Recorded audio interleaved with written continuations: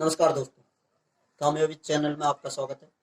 आज हम आधुनिक भारत का भाग 3 करने वाले हैं और सबसे पहले हम शुरुआत करेंगे भारतीय राष्ट्रीय कांग्रेस और फिर उसके बाद हम पढ़ने वाले हैं उदारवादी चरण। तो सबसे पहले हम भारतीय राष्ट्रीय कांग्रेस की नींव कैसे रखी, शुरुआत करते हैं। 1883 में एओ ह्यूम भारतीय नेताओं से संपर्क करते हैं और अखिल भारतीय कांग्रेस की स्थापना कर देते हैं। उसके बाद 1884 में भारतीय राष्ट्रीय यूनियन की स्थापना की जाती है और दादा भाई नौरोजी के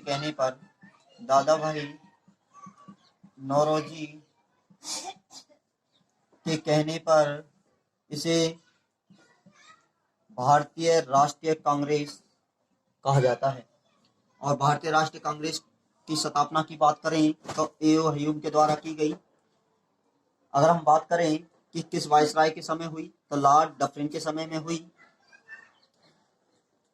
और हम आपको बता दें कि इसकी बैठक कहाँ हुई है। मैं आपको दो तीन बैठकों के बारे में बताऊंगा जो महत्वपूर्ण होती हैं। नंबर 1, इसकी पहली बैठक 28 दिसंबर 1885 में होती है, लेकिन इसकी जो बैठक होती है उसे शतान को निश्चित किया जाता है कि हम इस बैठक को पुणे में कराएंगे, लेकिन पुणे में हैजा फैल जाता है जिसके कारण यह बैठक वहां पर नहीं हो पाती और उसे शतान को बदलकर महाराष्ट्र के मुंबई में कर दी जाती है। महाराष्ट्र के मुंबई में एक कॉलेज है जिसका नाम है तेजपाल संस्कृत कॉलेज, उसमें यह पहली बैठक होती है और इसमें 72 प्रतिनिधि भाग लेते हैं और इसका अध्यक्ष बनाया जाता है WC बनर्जी। और आपको बता दें कि पलवल से भी एक व्यक्ति इसमें शामिल होता है जिसका नाम है लाला मुरलीधर। और इसके कुछ अन्य प्रमुख भी होते हैं जैसे सुरेंद्रनाथ बनर्जी, आनंद मोहन बोस, ये इसके प्रमुख थे। और आपको बता दें कि कुछ व्यक्तियों ने भारतीय राष्ट्रीय कांग्रेस के बारे में कुछ कथन कहे हैं। नंबर 1 बात करें तो सबसे पहले हम लाला लाजपत राय की बात करेंगे। भारतीय राष्ट्रीय कांग्रेस के बारे में लाला लाजपत राय ने क्या कहा। लाला लाजपत राय ने कहा कि यह क्या है, सेफ्टी बल्ब है।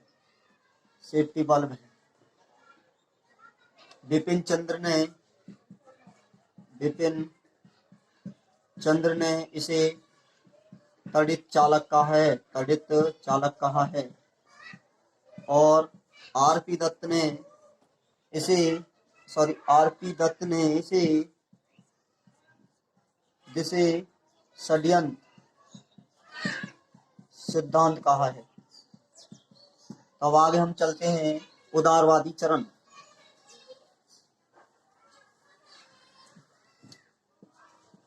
उदारवादी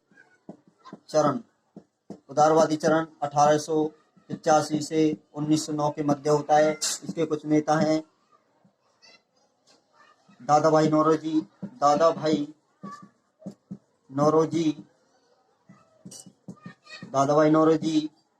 मदन मोहन मालवीय, WC बनर्जी, फिरोज शाह मेहता,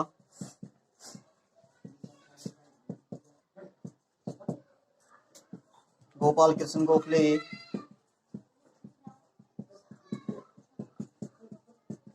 ये इसके प्रमुख नेता थे। इनका मानना था कि हम शांतिपूर्वक सभी कामों को करेंगे। मैं आपको एक घटना की तरफ ले जाना चाहूंगा। वो घटना है बंगाल का विभाजन। अगर बात करें तो बंगाल का विभाजन 1905 में जुलाई 1905 में इसकी घोषणा की जाती है और 16 अक्टूबर 1905 में इसे लागू कर दिया जाता है। और यह लॉर्ड कर्जन के द्वारा की जाती है। कारण देखो इसके क्या कारण थे। लॉर्ड कर्जन ने कहा कि यहाँ की जनसंख्या बंगाल की जनसंख्या बहुत ज्यादा है, लगभग 78 मिलियन। इस पर शासन चलाना कठिन है, शासन चलाना कठिन है, शासन चलाना कठिन है। और बंगाल का विभाजन 2 आधार पर किया जाता है, भाषा के आधार पर और धर्म के आधार पर। भाषा के आधार पर बंगाली ज्यादा थे, जबकि हिंदू, उड़ीसी कम थे। यदि धर्म के बात करें तो हिंदू ज्यादा थे, उड़ीसी ये कम थे। अब देखो बंगाल विभाजन के बाद होने वाले कार्य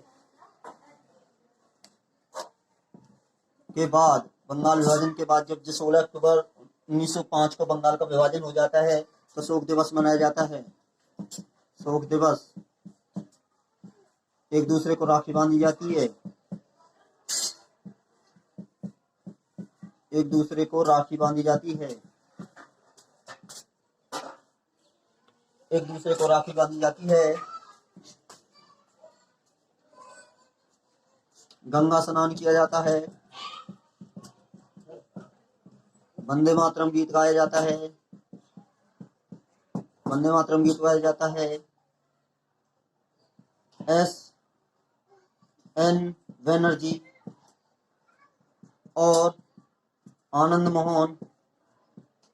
मोहन जनसभा करते हैं और उसमें 50,000 रुपए की राशि इकट्ठी होती है।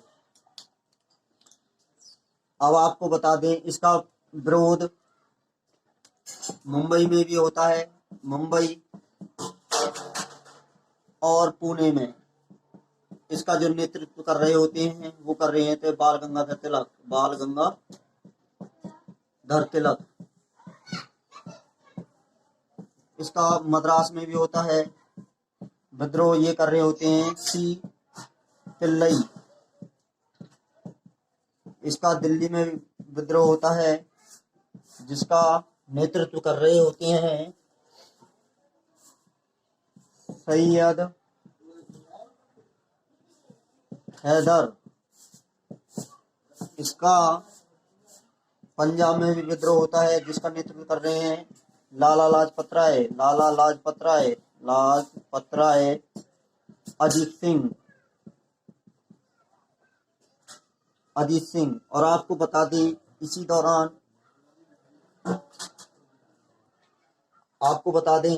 दौरान अब देखो एक और घटना घटती है 1906 में मुस्लिम लीग की स्थापना होती है। 1900 कहाँ? ढाका में। कौन करता है? आगा खां प्लस नवाब सलीमुल्लाह।